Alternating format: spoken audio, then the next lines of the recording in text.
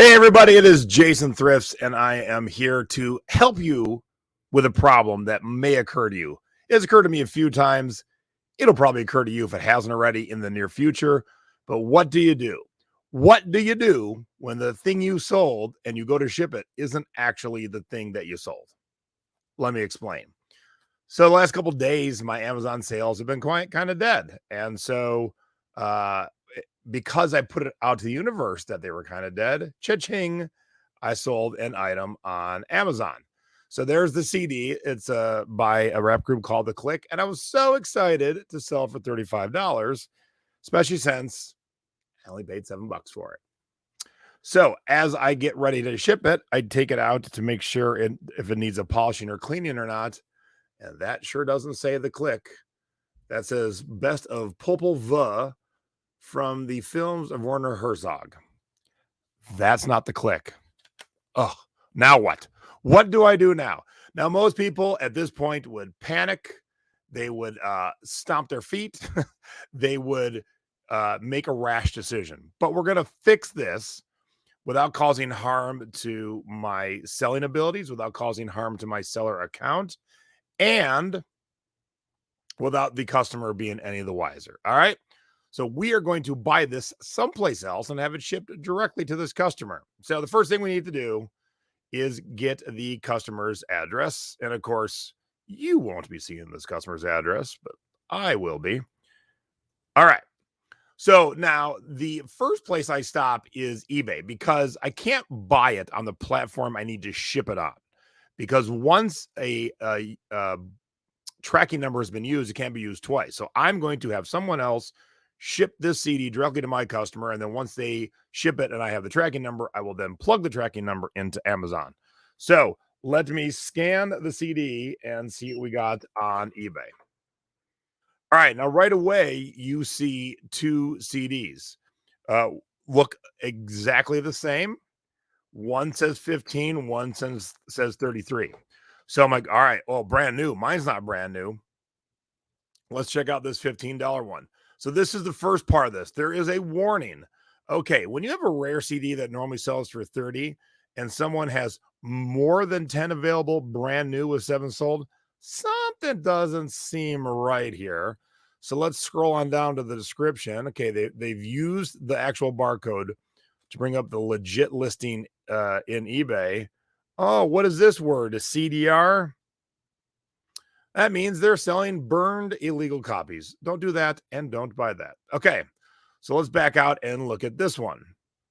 Very good condition. It is a legit CD, and it tells you down here in many colors.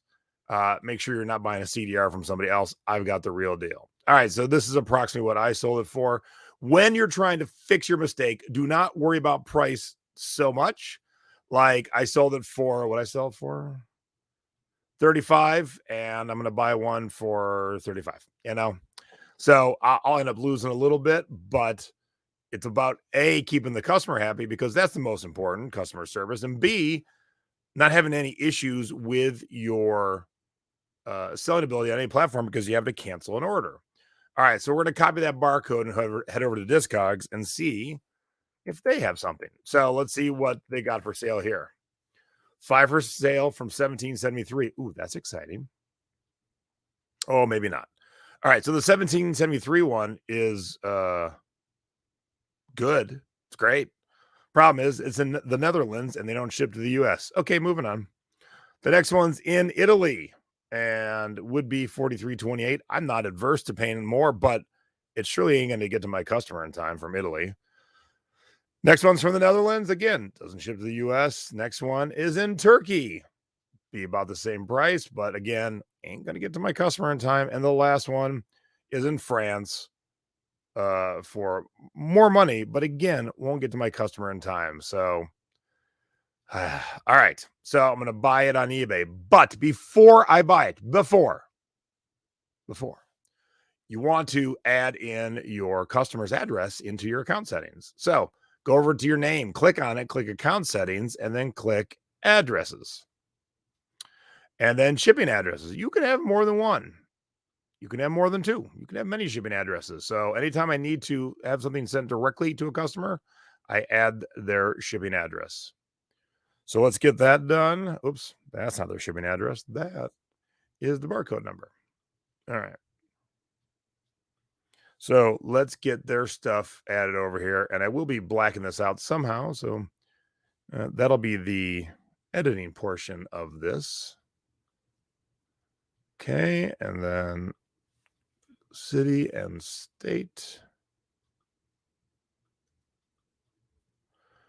All right. And then I get the zip code. Oh, I even have his phone number. Cool. You don't always have his phone number, so that's always good. If not, I just plug in mine. If there's a problem they got to call, I just plug in mine. Okay. And save. So I don't want it to be used as my primary address.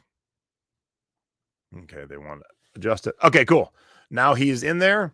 Now let's go buy that CD. Let's back it up a couple screens here. All right, so buy it now. I could make an offer, but I do not have time to futz around. I don't. And a good thing too is the person I'm buying the CD from is in Florida, and my customers in Pennsylvania. So although not super close, they're all on the same side of the country. That definitely helps out. Okay, where it says ship to, I want to change that to him. Obviously, you got to remember to do that before you get too far. All right, so boom, boom. Now it says estimated delivery the 14th through the 17th for first class, or the 13th through 16th for priority. You could tack on a little bit more and do priority. I think first class is running just fine right now before it gets slowed down.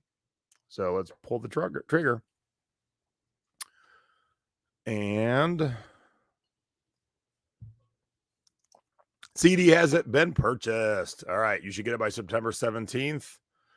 And on Amazon, it says, please get there by September 17th. So, barring an issue with this new seller that's now involved, unbeknownst to him, everything should be okay. So, hopefully, he ships today or tomorrow. This sold today, so I'm good till tomorrow. And what I'm going to do is when I get the tracking number, I'm going to confirm shipment, and then I will plug in the tracking number. So, I won't do that yet until I have it. So, what I'll probably do is pop back in and do the end of this video. But that is how you take care of when you have an oopsie like, hey, wrong CD in here. Almost every single thing that you sell, you can find. Now, there'll be rare times when there's something that you can't find, but for the most part, everything you sell, you can find. And it is far better to keep your customer happy and your selling status in good condition than it is to just cancel and say, oops. No, there's no oops. Take care of your customers. Your customers will come back as repeat customers. All right. All right. So it's a little later in the day. And good news, the seller on eBay shipped the CD today. So I can go over and grab the tracking number and pop it in here. So let's go over to my eBay, and you want to go to your eBay and your purchase history. So right up here, and there it is. There's a tracking number right there. So let me copy that, and then I'll go back over here. I'm going to click on confirm shipment and put the tracking number in USPS first class and confirm. Okay. Done. Easy peasy. So that's how I do it. I've had to do it a number of times over the years.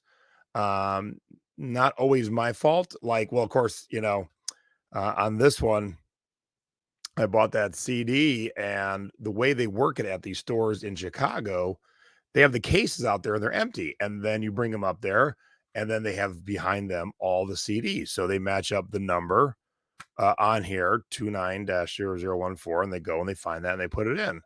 Well, I never check. And here's why I don't check, because it's only ever been wrong like 3 times out of maybe 1,000, 1,500 CDs.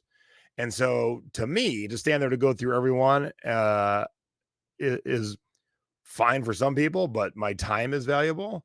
And, the few times it has happened, all right. I should have caught it when I listed it though, because I always check condition. And so that's where I would normally catch it, but I didn't. But that's how you fix it. Super duper easy, kind of. And you just got to make sure you can find it. But don't ever cancel an order if you can find it someplace else and get it shipped to that person. Because that way it's a win-win-win all the way around. Some other seller got a sale. They're happy. My buyer is going to get the CD they wanted. They're happy. And I don't get no dings, no defects, no headaches, no, hey, you canceled another order from a platform. Life goes on. I lost a couple of bucks, but everything else worked out smooth. All right. So if you ever have that problem and you're having a hard time finding the item, hit me up, message me, leave me a message down below. Hit me up on Facebook. I will help you track down your missing item. So if you have any questions about, hold up, stop the presses. My CD was delivered. So if you recall, Amazon gave me the window of Tuesday, September 14th to Friday, September 17th to have it delivered, and delivered on Monday the 13th. Yay. So it worked. It's been 48 hours. I haven't heard a word from the customer, so I'm pretty confident that all is good. And I fixed another oopsie at my office. All right, back to me to finish out the video. All right. So if you have any questions about this, leave them down below. Give me a thumbs up. Give me a follow. Click subscribe. Click that bell. The bell lets you know when I'm going live or when I drop new videos. And make sure to tune in Thursday nights for Thrifty Business and Sunday afternoons for Selling Past Your Expiration Date, being Thrifty or 50 with me and my mom. And with that, I will say adieu. This is Jason Thrifts, and I'm gone. See you around the thrift store.